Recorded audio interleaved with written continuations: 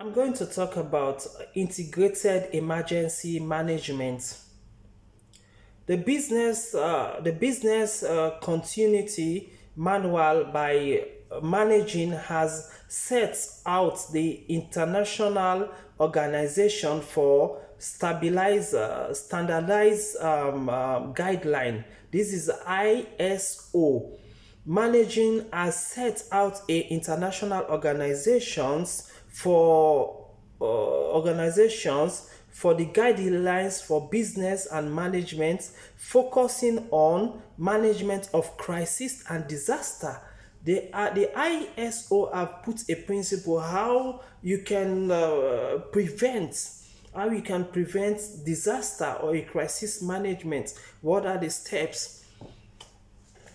A integrated emergency management process, which is the most efficient and effective methodology for dealing with the types of incidents, has four stages.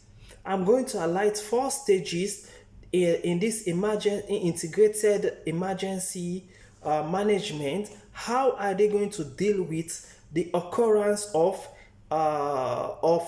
crisis or a disaster which is unpredictable? You have the first steps. The first step is prevention. You have prevention, that is number one. Number two, you have the preparedness. Then number three, you have the respond. Then number four, you have the recovery. Number one, I'm going to talk about the preventions.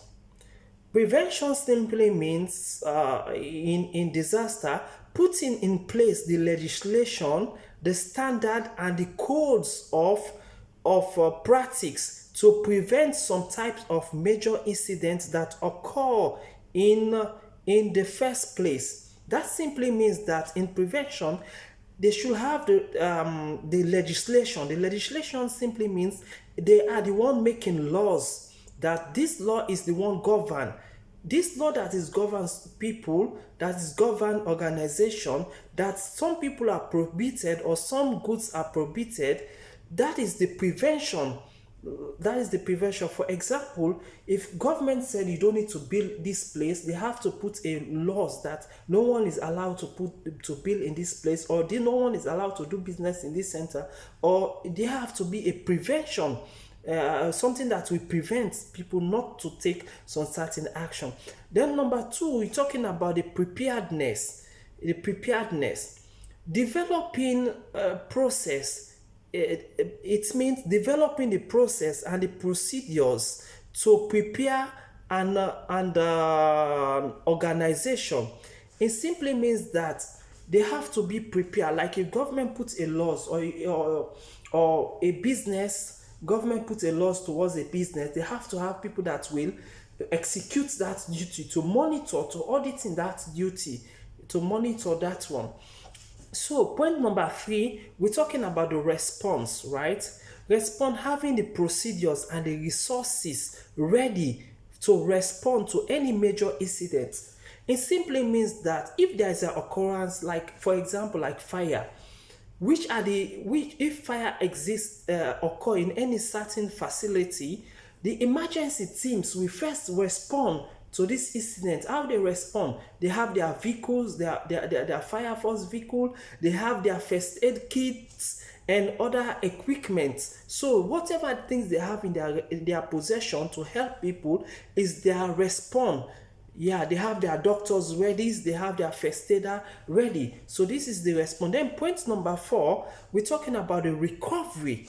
Recovery, these are developments are planned to recover the organization or company or people back to normality as soon as possible.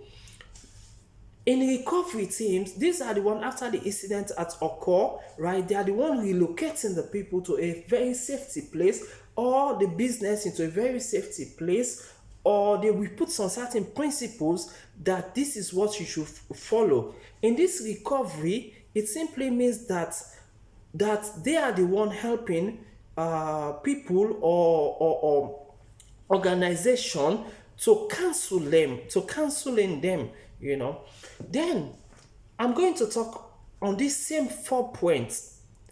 Prevention. Prevention simply means is the guidance, the rules. For example, there is a ISO, which is the international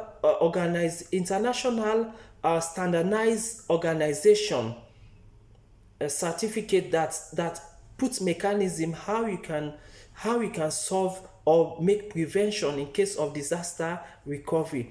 Then you have the health and safety. Under the prevention, health and safety, they also make preventive measures.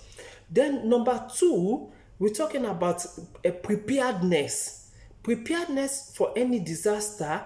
They must be considered the following elements.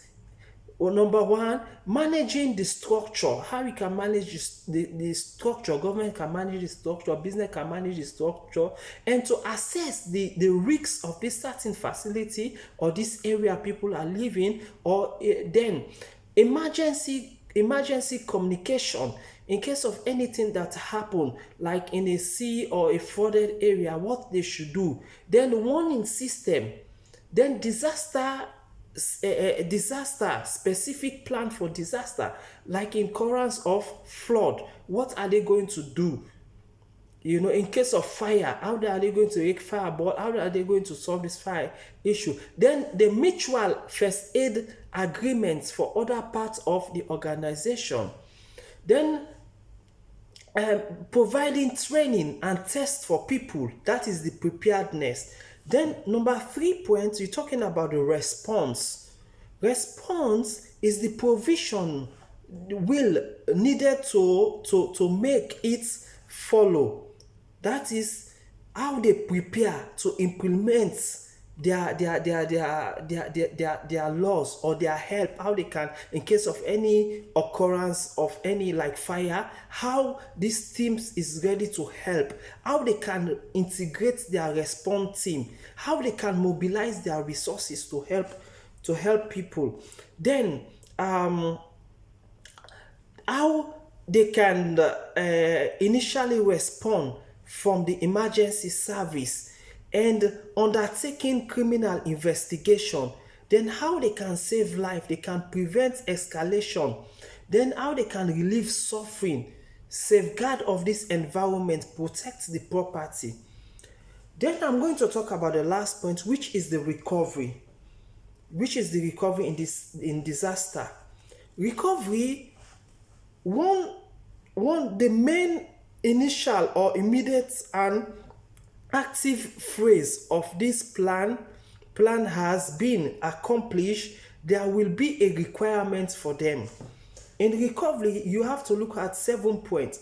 You have number 1, restoration of the initial service. Like if it's in fire, maybe there is no water for people to drink or other thing. So the emergency system that come there, they have to provide basic necessity for these people, like in water flood. So they have to provide for people have lost their housing. Then number 2, you have to cancel for these employees or the people or the citizens. Maybe some of them in terms of rain or flood, some people have lost their relatives. So how are you going to cancel them? How are you going to encourage them? So you have to motivate. There have to be a team where you can cancel these people. That is called recovery teams. You understand? Then the housing. So many people have lost their house, their home. So how are they going to recover from these circumstances? So they have to provide rehabilitation teams. Then number four, financial requirements. These people have lost their money in case of any disaster. They have lost their property, so there should be an assistance or compensations for these people, like in terms of strike or other things. Anything can happen, accident, so people should be compensated or assist financially for their loss. Then point number 5, we're talking about health and safety information. This is the measurement they provide for them to take them into an unhealthy place. Then physical restoration. They have to check their medical status. Are they okay? Because sometimes mental stress or depression will affect them. Then we're talking about the 7 points, which is the review of the performance. So there should be a team which will assess after the disaster has occurred. There should be a team which will review and ask people, okay, now we have done this thing, what is your feedback, Then I will stop here to conceptualize all this one. We're talking about crisis management and disaster recovery, wherein you have the preventions, the action, you have the preventions, you have the preparedness, they have the response team and the recovery team. So this one can help in every society how we can face these challenges in case of occurrence of disaster. In my next topic, I'm going to talk about emergency management team. This is called the EMT. So follow me on my next channel.